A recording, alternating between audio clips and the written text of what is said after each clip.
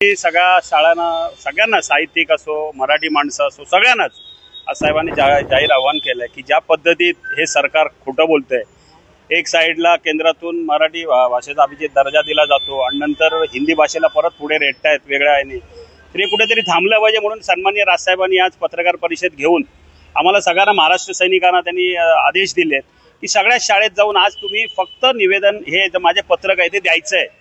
त्यानंतर आमचे महाराष्ट्र इथले लोकल आमचे सगळे बघणार आहेत पदाधिकारी की नक्की या शाळेत लहान मुलांना जबरदस्ती केली जाते का.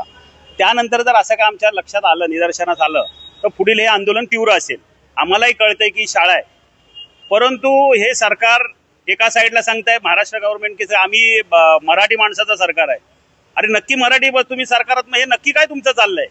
दुसऱ्या साईडने काय चाललंय, हिंदी भाषिक एवढा का तुम्ही हे करताय, त्यांच्यासाठी गाजरं देताय, त्यांना मोठे करताय. आपण मराठी आहोत आणि मराठी भाषा आपण टिकवली पाहिजे. त्यासाठी साहेबांनी जे जाहीर आव्हान केलं नागरिकांना, त्याला आताच आम्हाला लोकांचे फोन येतात. आता आम्ही तिथे गेलो होतो, तिथे लिफ्टमध्ये काही मराठी परिवार भेटले. तर खरोखर दुर्दैव वाटतं की आम्ही महाराष्ट्रात राहतोय, की मराठी आमच्या महाराष्ट्रात राहून मराठीसाठी आम्हाला झगडावं लागतंय. राजसाहेबांनी जो विषय उचललाय, जो आम्ही सोबत राजसाहेबांच्या सोबतच आहोत, हे सगळे मराठी कुटुंबीय आता बोलतायत आणि ते पुढे तुम्हाला कळेलच की महाराष्ट्रात याचा किती उद्रेक होईल. तो इतर राज्यामध्ये आपण बघितलं तर त्या भाषेला प्राधान्य दिलं जातं, परंतु महाराष्ट्रात आपण बघितलं तर इंग्रजी हिंदी असे भाषेला प्राधान्य. हेच बोललो नाही, मताचं राजकारण. हे मतांसाठी आता निवडणुका आल्यात ना, हे मतांसाठी हे राजकारण चाललंय सगळं. हे त्यांना हे कशासाठी चालतं, मतांसाठी.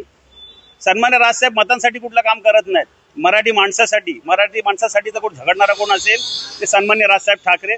आणि साहेबांचा जो आदेश आलाय त्या आदेशाचं आम्ही तंतोतंत पालन करणार सर्व महाराष्ट्र सैनिक. मग मी तेच तर सांगतो ना, दुर्दैव आहे हे. मी तर बोलतोय, आम्ही सगळे महाराष्ट्र सैनिक बोलतोय, परंतु हे महाराष्ट्रातले सगळी लोक, आम्हाला एक परिवार इथे भेटला, तोच बोलला. मी तुम्हाला तेच तर सांगतोय की महाराष्ट्रात राहून मराठीसाठी भांडावं लागतंय. हे दुर्दैव आहे. आम्हाला लाज वाटते की आम्ही महाराष्ट्रात राहतोय. कुठेतरी या सरकारला जाग आली पाहिजे. हे मतांचं राजकारण बंद करा असं आम्हाला वाटतं. मराठी शिकवली गेली तर पाहिजे, परंतु कुठेतरी व्यावहारिक ज्ञान म्हणून हिंदी शिकवली जावं की न जावं म्हणजे त्याच्यासाठी तुम्ही कंपल्सरी लहान मुलांना कशाला करताय. याच्या अगोदर पण होतं ना 6वी नंतर, त्याला कोण काय बोललं नाही. आणि तुम्ही त्याच्यात बघितलंय प्रचार करतायत. कमळ काढून ठेवले कमळातला का कपातला होत नाही, कमळातलाच होतो का कशालाही पाहिजे ते राजकारण. तुमच्या निशाने तुम्ही का आता लहान मुलांच्या लहान वयात ज्या पोराला कळत नाही त्याच्या डोक्यात तुम्ही घालताय. हे राजकारण नाही तर काय. हे कुठेतरी थांबलं पाहिजे. हिंदीची सक्ती नेमकी कशासाठी केली तुम्हाला काय वाटतं.